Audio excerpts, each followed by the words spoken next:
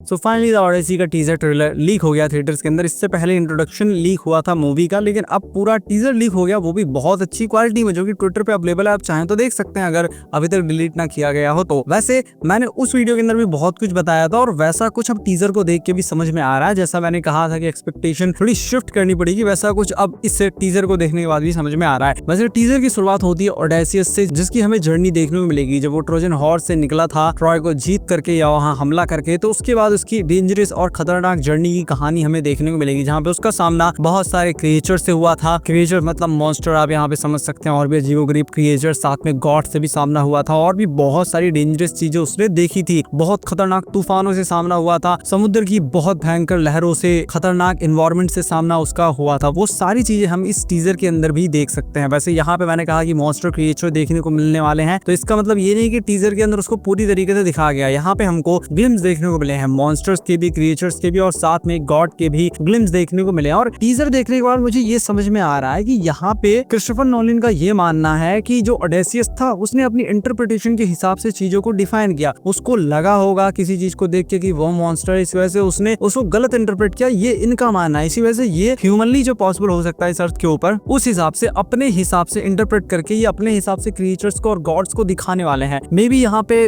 Teaser को देख के थोड़ा अंदाजा लग रहा है कि मान लीजिए कि एक लड़की है जिसने कुछ मदद कर दी, या कोई अजीब सी चीज उसको दिखी, कोई औरत दिख गई या उसको भ्रम हुआ और उसने मान लिया ओडेसियस ने कि यहाँ पे ये गॉड है। और किसी अजीब जानवर को देख के, क्योंकि उससे पहले इतना समुद्र को एक्सप्लोर किया नहीं गया था इन लोगों द्वारा, तो हो सकता है उसने किसी अजीब जानवर को, बड़े जानवर को देख के समझ लिया होगा कि ये तो कोई बहुत खतरनाक क्रिएचर है। तो यहाँ पे क्रिस्टोफर नोलन अपने हिसाब से उसे इंटरप्रेट कर रहे हैं। तो यहाँ पे 1800 वीएफएक्स शॉट्स का यूज किया गया है, लेकिन मेरे ख्याल से पहले ओडेसियस के पर्सपेक्टिव के हिसाब से हमको गॉड और मॉन्स्टर्स दिखाए जाएंगे। बाद में जो सोल्जर्स होंगे या अलग लोग होंगे जिनका दिमाग खराब नहीं होगा, उनके हिसाब से अलग तरीके से उन क्रिएचर्स को डिफाइन किया जाएगा कि नहीं ये तो नॉर्मल सा क्रिएचर है। ऐसा कुछ मे भी हो सकता है, क्योंकि यहाँ पे क्रिस्टोफर नोलन का पूरा फोकस है कि जितना हो सके उतना इसको रियल और ग्राउंडेड दिखाओ, और वो टीजर के अंदर हम साफ साफ देख सकते हैं। यहाँ पे जो बोट्स दिखाई गई हैं वो मुझे कुछ बहुत बड़ी एक्स्ट्राऑर्डिनरी बोट्स लग नहीं है। मैंने कभी ट्रॉय की हिस्ट्री नहीं पढ़ी है, मैं कुछ भी इन लोगों के बारे में नहीं जानता हूँ, लेकिन यहाँ पे मैंने ट्रॉय मूवी देख रखी है, और अगर आपने भी देख रखी है तो आपको पता होगा ट्रॉय के अंदर जो शिप्स दिखाए गए थे, जो सेना का स्केल दिखाया गया था, जिस लेवल पे सेना थी, वो सारी चीजें बहुत बहुत ज्यादा बड़ी थी। लेकिन यहाँ पे हमको वो बड़ी चीजें देखने को नहीं मिलती, जितना हो सके उतना रियलिस्टिक नंबर्स के हिसाब से उसको दिखाया गया। मे बी जो एक्चुअल नंबर हो क्रिस्टोफर नोलन को पता हो, इसी वजह से वो उसी हिसाब से वहां पे सेना के नंबर्स लेकर के आए हैं, और भी बहुत सारी ऐसे रियलिस्टिक चीजें देखने को मिलेंगी। अगर आप ट्रॉय मूवी देखेंगे तो उसके अंदर जो हॉर्स दिखाया गया है, जिसके अंदर ये लोग छुप के ट्रॉय के अंदर घुसे थे, वो बहुत बड़ा है। लेकिन यहाँ पे उस हॉर्स को बहुत छोटा दिखाया गया है, उतना बड़ा नहीं दिखाया गया जितना बड़ा उस मूवी के अंदर दिखाया गया था। तो यहाँ पे रियलिज्म के ऊपर बहुत ज्यादा फोकस किया गया है। साथ ही में जो सूट्स दिखाए गए हैं, जो कवच दिखाए गए, वो भी बहुत ज्यादा रियलिस्टिक हैं। जो धनुष, तीर, कमान है, वो सब भी बिल्कुल उसी टाइम के लग रहे हैं, क्योंकि उस टाइम पे उनके पास बहुत ज्यादा टेक्नोलॉजी थी नहीं, और जो रिसोर्सेज थे वो लिमिटेड थे। साथ में ये जो टीजर है ये एक डार्क टीजर है, इसके अंदर बहुत कम डायलॉग्स हैं, और साथ में ये एक स्लो पेस टीजर है। धीरे धीरे धीरे धीरे हमको पूरी जर्नी वहां पे ओडेसियस की एक तरीके से दिखाई गई है। लेकिन एक और चीज आपको याद रखनी है, भले ही इसके अंदर हमको क्रिएचर्स के ग्लिम्स दिखाए गए हैं, और मैं जो अपने हिसाब से मन में स्टोरी बना रहा हूँ कि ऐसा हुआ होगा, ये सब मेरा मानना है। और क्रिस्टोफर नोलन के बारे में आप एक चीज जानते हैं, नहीं जानते तो मैं बता दूं कि क्रिस्टोफर नोलन को घंटा फर्क नहीं पड़ता कि मूवी का बॉक्स ऑफिस कलेक्शन कितना, उनको फर्क पड़ता है कि वो मूवी अच्छी से अच्छी बनाए। और जो मार्वल और डीसी और जितने मूवी स्टूडियो है, वो लोग क्या करते हैं कि वो मूवी के जो क्रूशियल पार्ट्स होते हैं, जिससे लोग हुक हो जाए और मूवी देखने आ जाए, उसको ट्रेलर, टीजर्स के अंदर और बहुत सारे क्लिप्स रिलीज कर करके दिखा देते हैं, जिसकी वजह से मूवी स्पॉइल हो जाती है। लेकिन क्रिस्टोफर नोलन को इससे घंटा फर्क नहीं पड़ता कि आप मूवी देखने आओ या ना आओ। वो वर्ड ऑफ माउथ के ऊपर विश्वास करते हैं कि अगर मूवी अच्छी होगी तो लोग देखने आएंगे ही आएंगे। इसी वजह से मुझे नहीं लगता कि मूवी के जो क्रूशियल पार्ट्स हैं, जो स्पॉइलर हमको दे सकते हैं, या जो बड़ी चीजें होंगी, वो टीजर और ट्रेलर के अंदर वो दिखाने वाले हैं। वो जितना उसके उतना कम ही टीजर ट्रेलर के अंदर दिखाएंगे, और जितना